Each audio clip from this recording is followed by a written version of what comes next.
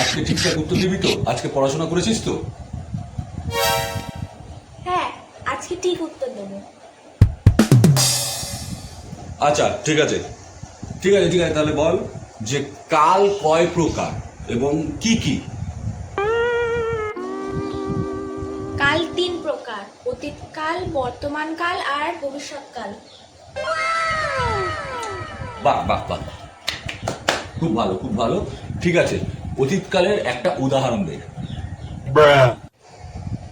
কালকে বাবা ছিল ঘরে, তুমি আসোনি, তার জন্য তুমি মায়নাও পাওনি, এটাই অতীতকাল। আরে বাপরে, আচ্ছা আচ্ছা আচ্ছা ঠিক আছে ঠিক আছে ঠিক আছে, এবার বর্তমান কালের উদাহরণ দে। আজকে তুমি এসেছো, বাবা নেই, তার জন্য আজকেও মায়না হবে না, এটাই বর্তমানকাল। আচ্ছা ঠিক আছে, এবার ভবিষ্যৎকালের একটা উদাহরণ বল।